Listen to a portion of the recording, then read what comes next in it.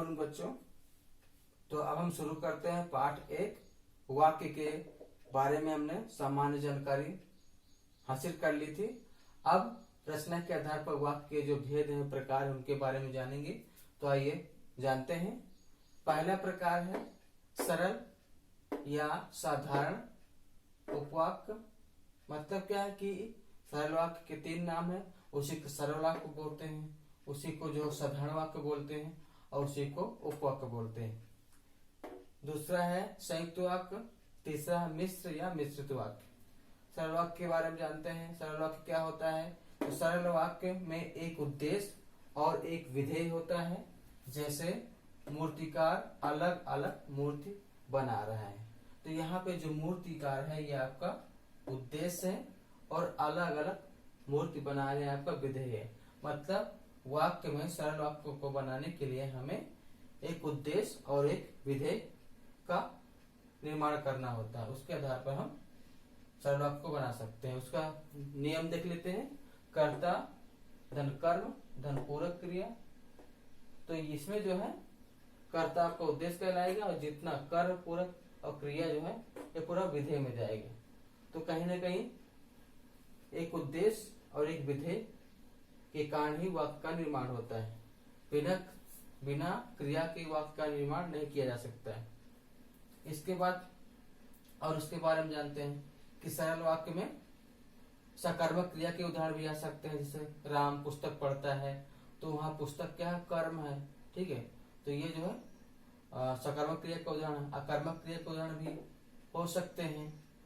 जैसे वह पढ़ता है, तो वहां पे वह आपका उद्देश्य है और पढ़ता है आपका विधेय है, लेकिन उसमें कर्म नहीं है। ठीक है, तो कर्मक क्रिया के उदाहरण हो सकते हैं। सरल वाक्य में एक से अधिक कर्ता हो सकते हैं। जैसे राम मोहन सोहन, दोनों राम मोहन सोहन और मैं क्रिकेट खेल रहे हैं, तो यहाँ पे बहुत सारे कर्ता हो गए।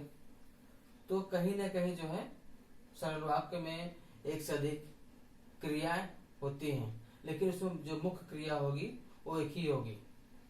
एक से अधिक उद्देश्य भी हो सकते हैं। सरल वाक्य सकर्मक क्रिया के भी हो सकते हैं और अकर्मक क्रिया के भी हो सकते हैं।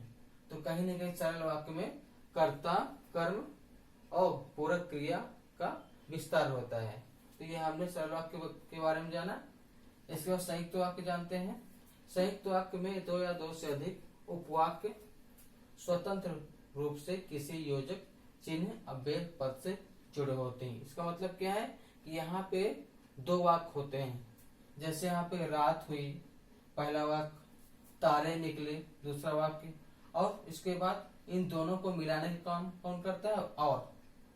तो इसको हम अंग्रेजी में उसको कंपाउंड सेंटेंस कहते हैं, उसी को हिंदी में संयुक्त वाक्य कहते हैं। तो इन वाक्यों को बनाने के लिए हमें किसकी आवश्यकता पड़ती है? समुच्चय योजक, समान अधिकरण योजक चिन्ह है। अतः, इसलिए, और, एवं, किंतु, पर, इन योजक चिन्हों के बारे में हमको जानना बहुत जरूरी है, क्योंकि इन्हीं के सहयोग से हमें वाक्य का निर्माण करना है और यही दोनों वाक्यों को मिलाने का काम करते हैं। तो ये तुमसे कोई पूछे कि संयुक्त वाक्य की पहचान चिन्ह बताइए, योजक चिन्ह बताइए, तो आपको बताना है अतः, इसलिए, और, एवं, किंतु, परंतु, अन्यथा, नहीं तो, वरना और बहुत सारे हैं। तो इन योजक चिन्हों के माध्यम से हम संयुक्त वाक्य की पहचान भी कर सकते हैं और संयुक्त वाक्य का निर्माण भी कर सकते हैं। इसके बाद मिश्र वाक्य के बारे में जानते हैं। मिश्र वाक्य जिस वाक्य में एक से अधिक उपवाक्य हो जो व्यधिकरण योजक से जुड़े हों। इसमें एक प्रधान वाक्य होता है और दूसरा आश्रित उपवाक्य होता है।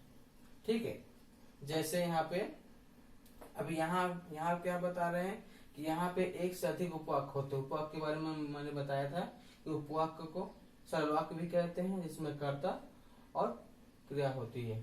ठीक है, तो दो वाक्यों को आपस में जो मिलाता है वही प्रक्रिया संयुक्त वाक्य में भी है और वही नियम जो है मिश्र वाक्य में भी है। लेकिन अंतर किसका? योजक चिन्हों का। यहाँ पे योजक चिन्ह कुछ दूसरे हैं और यहाँ पे योजक चिन्ह कुछ दूसरे हैं। ठीक है, तो यहाँ पे एक ध्यान देने की बात है कि यहाँ पे जो मिश्र वाक्य में जो पहला भाग होता है, जैसे यदि परिश्रम करता तो सफल हो जाता, तो यहाँ पे जो पहला भाग है यदि परिश्रम करता, तो यह प्रधान वाक्य होता है, प्रधान उपवाक्य होता है, और सफल हो जाता ये आश्रित उपवाक्य होता है।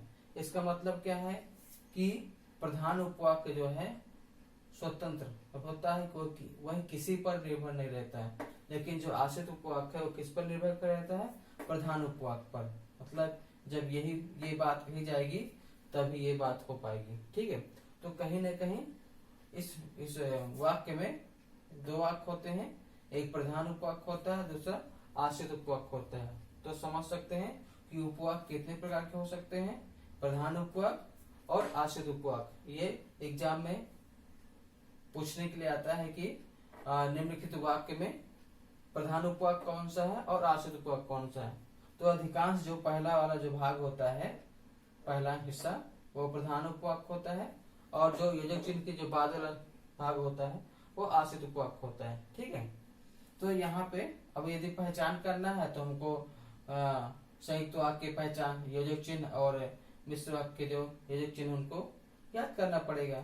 ठीक है, तो इसके बारे में बाद में बताऊंगा। अभी मैं उदाहरण के बारे में बता देता हूँ। जो उदाहरण है, जैसे यदि परिश्रम करता तो सफल हो जाता, तो यहाँ पे यदि पहचान करना है तो यहाँ पे योजक चिन्ह जो है मिश्र वाक्य के यदि और तो दिया हुआ है, तो हमको समझ जाना है कि ये कौन सा वाक्य हो सकता है, ये मिश्र वाक्य हो सकता है, क्योंकि उसका योजक चिन्ह प्रयोग हुआ है। ठीक है, इसके बाद जो है और बहुत सारे योजक चिन्ह हैं, जैसे ज्यों त्यों, यदि तो, जैसे वैसा, जो वह, इतना उतना। ठीक है, तो आज जो है मिश्र वाक्य होते के योजक चिन्ह होते हैं, और इन चिन्हों के माध्यम से, इन योजक चिन्हों के माध्यम से ही हम क्या कर सकते हैं, नए वाक्य बना सकते हैं। ठीक है, अब इसके बाद जो है विस्तृत रूप से हम सरल वाक्य के बारे में, फिर संयुक्त वाक्य के बारे में, और इसके बाद मिश्र वाक्य के बारे में विस्तार में जानेंगे। ठीक है, तो आज के लिए सिर्फ इतना ही। धन्यवाद।